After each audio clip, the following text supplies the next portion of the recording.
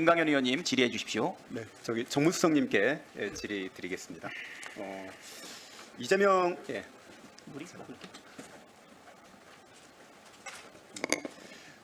이재명 대표께서 지난 18일 대표직 수락 연설에서 의제를 제안하지 않고 윤석열 대통령과 영수회담을 공식 제안한 바가 있습니다. 당시 대통령실에서는 정해진 것은 없다, 국회 정상화가 먼저다라고 하면서 입장을 정리하지 않았습니다.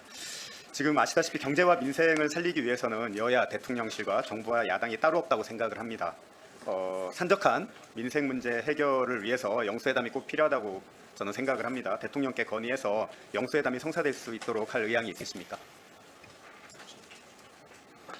영수회담은 아시는 것처럼 지난 4월 달에 이제 이재명 대표님하고 윤석열 대통령님 간에 1차 영수회담이 있었다는 말씀을 드리겠습니다. 그때 언제든 만나서 다시 소통하자 이렇게 말씀을 하셨죠. 그 당시에 예. 두 분께서 추후 필요시에 만나서 영수회담 등 필요한 그래서 의향이 있으신지 답변을 해주시면 네. 말씀들을 나누신 걸로 알고 있고요. 네. 그런 차원에서 예.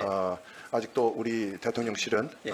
그 입장에 변화가 없다는 말씀을 드리겠습니다. 예, 의향이 있으신 겁니까? 그 입장에 그렇게 이해하면 변화가 되겠습니까? 없습니다. 예. 잠시 제가 정책실장님께 질의하고 다시 정무수석님께 드릴 것 할 거니까 잠시만 좀 기다려 주십시오.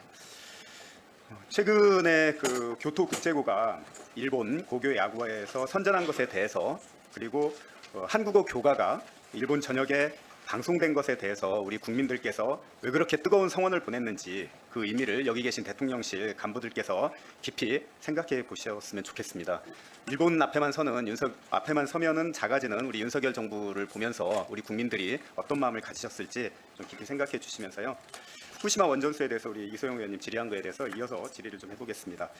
중국 정부는 지금도 후쿠시마 원전 오염수 배출하지 마라. 태평양이 일본의 하수구냐 하면서 일본 정부에 따지고 있습니다. 근데 우리 정부는 원전 오염수 배출을 걱정하고 있는 국민, 야당을 향해서 사과하라 요구를 하고 있으니 중국 정부와 너무 대비가 됩니다. 그리고 우리 국민들의 이 자존감이 끝없이 추락을 하고 있습니다. 정책실장님께 여쭙겠습니다. 이 대통령실이 나서서 일본의 대변인인 것처럼 후쿠시마 원전 오염수가 과학적 근거가 없는 황당한 괴담이며 거짓 선동이라고 주장을 하셨는데 이거 혹시 일본 수산물 수입을 전면 개방하기 위한 혹시 여론 작업 아닙니까? 전혀 그렇지 않습니다. 그러면은 앞으로 일본 수산물 수입을 전면 개방하지 않겠다고 약속을 해주실 수 있나요? 확인해 주실 수 있습니까?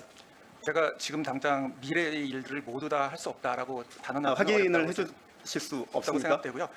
정책적으로 판단될 수 있는 문제라고 생각이 됩니다. 그 부분은. 그 부인을 못하는 겁니까 그러면은? 지금 일본 아직도 방류해야 될 오염수가 엄청나게 많이 남아 있습니다. 그리고 그런 효과는 언제 나타날지 건강에 대한 문제가 언제 나타날지 모르는 그런 우려들을 하고 있습니다. 그런데 일본 수산물 수입을 전면 개방하겠다는 하지 않겠다는 약속을 해주실 수 전면 없는 겁니까? 개방하겠다는 말씀을 드린 적은 전혀 없고요. 아니 개방하지 않겠다는 약속을 확인을 해주실 수 있냐 이거죠. 모니터링에서 이슈가 있다라고 생각되면 당연히 금지할 수 있다고 생각합니다. 정무수석님.